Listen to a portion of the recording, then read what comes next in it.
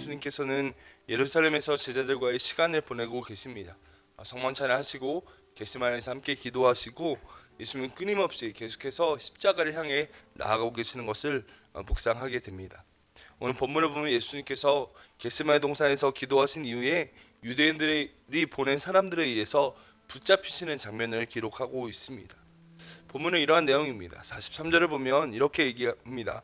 예수께서 말씀하실 때 곧 12 중에 하나인 유다가 왔는데 대제사장들과 서기관들과 장로들에게서 파송된 무리가 검과 몽치를 가지고 그와 함께하였다 라고 얘기합니다.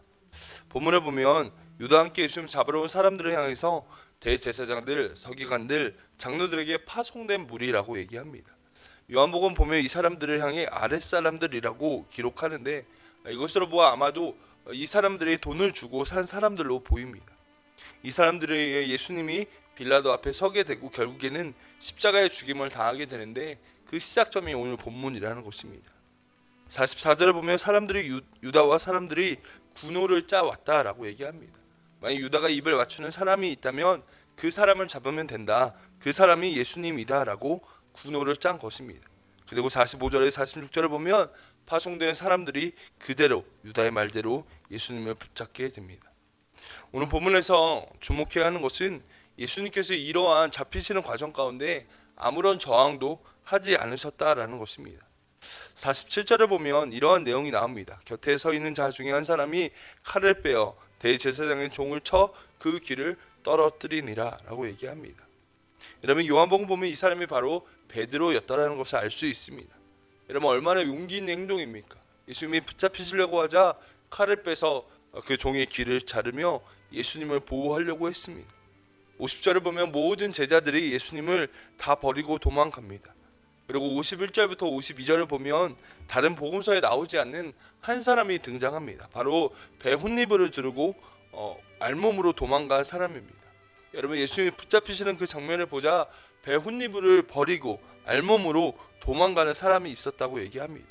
아마도 이 사람이 마가였을 것이라고 사람들은 추측하는데 당시의 상황이 얼마나 다급하고 두려운 상황인지를 우리에게 보여줍니다. 여러분 제자들 모두가 도망가고 있고요. 배 혼니부를 두르던 그 사람이 그것마저 버리고 도망갈 정도의 두려운 상황에 베드로가 용기 있게 이 종의 귀를 자르는 것은 얼마나 예수님 보호하려는 행동입니까? 그런데 예수님은 이것조차도 하지 못하게 하십니다.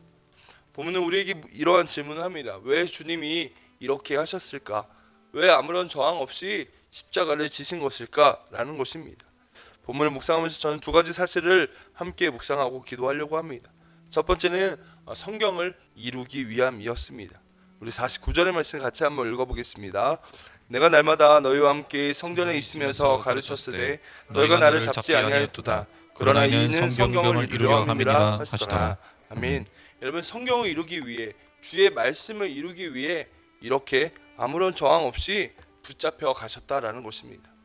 사실 이 말씀이 이사야 53장 12절의 말씀을 인용합니다. 제가 읽습니다. 그러므로 내가 그에게 존귀한 자와 함께 몫을 받게 하며 강한 자와 함께 탈취한 것을 나누게 하리니 이는 그가 자기 영혼을 버려 사망에 이르게 하며 범죄자 중 하나로 헤아림을 받았음이니라. 그러나 그가 많은 사람의 죄를 담당하며 범죄자를 위하여 기도하였느니라 라고 얘기합니다. 여러분 뭐라고 얘기하냐면 자기를 버려 사망에 이르게 했다라는 겁니다. 범죄자 중에 하나로 헤아림을 받았다는 것입니다. 표준 세번역은 이것을 남들이 죄인처럼 여기는 것도 마다하지 않았다라고 번역합니다. 여러분 실제로 그러했습니다. 예수님은 범죄자 취급을 당하는 것을 마다하지 않으셨다라는 겁니다. 예수님을 잡으러 온 사람들이 검과 몽치를 들고 왔습니다. 자료를 찾아보니 검은 일반적인 무기였지만 이 몽치라는 것이 곤봉과 같은 것이었다라고 합니다. 당시에 몽치는 아무 때나 사용하지 않고 폭도나 이런 진압이 필요한 사람들을 할 때만 사용하였던 특별한 무기였다라고 합니다. 여러분 주님을 잡으러 올 때 검뿐만 아니라 몽치를 들고 왔다는 것은 이 사람들이 예수님을 어떤 폭도로 취급하고 있다는 것입니다. 도수장에 죽기 위해 끌려가는 어린 양과 같이 입을 열지 아니하시고 침묵하시며 잠잠히 붙잡혀 가셨다라는 것입니다. 저항하지 않으시고 범죄자로 여김을 받아도 사람들에게 붙잡혀 가셨다라고 이야기합니다. 여러분 이유가 무엇입니까? 주의 말씀을 이루기 위함이었다라는 것입니다. 여러분, 우리 이 땅을 살아가면서 어떠할까요?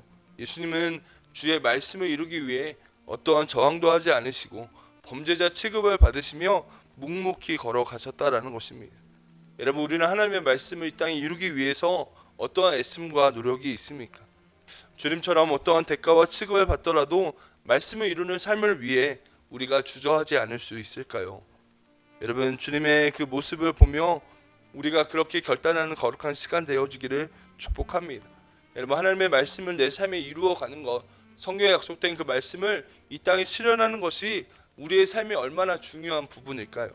내가 이것을 얼마나 중요하게 여기고 있는지를 묵상해야 될 필요가 있다는 것입니다. 하나님의 말씀을 이루기 위해 어떠한 대가도 감당하셨던 주님처럼 하나님, 내 삶에 하나님의 말씀을 이루어가는 것이 정말 중요한 것이 되게 하시고, 때론 어떠한 어려움이 있다 할지라도 감당할 수 있는, 감내할 수 있는 믿음을 주옵소서. 내 삶의 이유가 주의 말씀과 뜻을 이루어가는 것이 되게 하옵소서. 그렇게 주님을 찾는 저 여러분들 되기를 간절히 축복합니다. 두 번째는 주님이 침묵하신 이유는 하나님의 나라를 보여주시기 위함이었습니다. 여러분, 예수님이 십자가를 지시는 것은 사람들이 보기에 정말 미련한 것이었습니다. 주님이 예루살렘에 입성하실 때 사람들은 종려나무 가지를 들고 호산나 외치면서 예수님을 환영하였습니다. 우리를 구원할 메시아라고 찬양했던 것이지요. 그런데 아무런 저항 없이 로마에 끌려 죽으시는 것을 보고, 십자가를 지시는 것을 보고 이 사람들은 예수님을 떠나기 시작합니다. 세상에서 가장 미련하고 힘이 없는 모습으로 죽으시자 사람들이 예수님을 떠나기 시작했다는 것입니다. 여러분, 예수님이 왜 이렇게 하셨을까요? 제자들이 도망가게 될 정도로, 사람들이 주님을 다 떠날 정도로 예수님이 능력이 없으셨던 것일까요? 그 사람들을 막을 수 없으셨고 저항할 수 없는 힘이 없었기 때문에 이렇게 하신 것일까요? 그렇지 않다라는 것입니다. 예수님은 하나님의 나라를 이루어가는 원리가 무엇인지를 우리에게 보여주시기 위함이었다는 것입니다. 이 세상은 힘과 권력으로 돌아간다고 믿는 세상입니다. 힘이 있고 권력이 있으면 그 힘으로, 권력으로 무엇이든 할 수 있다라고 생각하는 세상입니다.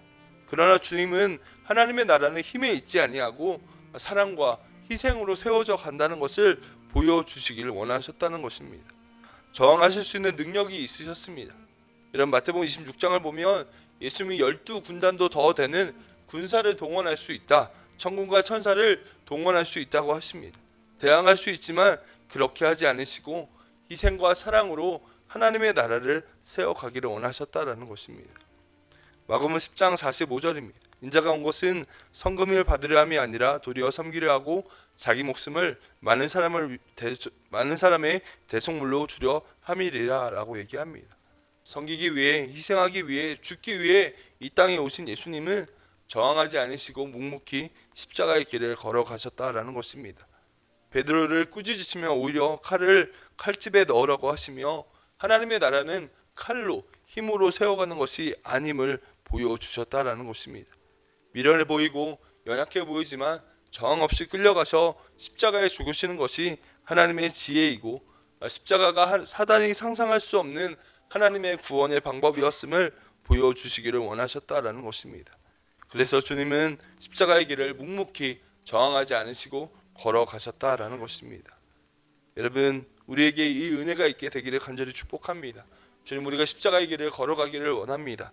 주님이 저항하지 않으시고 반항하지 않으시고 묵묵히 희생과 섬김으로 하나님의 나라를 보여주셨듯이 우리가 그렇게 살아가는 은혜가 있게 하여 주시옵소서. 하나님의 말씀이 이루는 일에 내 삶을 내어드리는 은혜가 있게 하여 주시고, 희생과 섬김으로 주님의 몸된 교회와 하나님의 나라를 세워가는 주님처럼 살아가는 믿음의 사람, 십자가의 길을 걷는 주의 사람 되게 하옵소서. 그렇게 주님을 찾고 그 은혜를 구하는 저 여러분들이 되기를 간절히 축복합니다. 기도하겠습니다.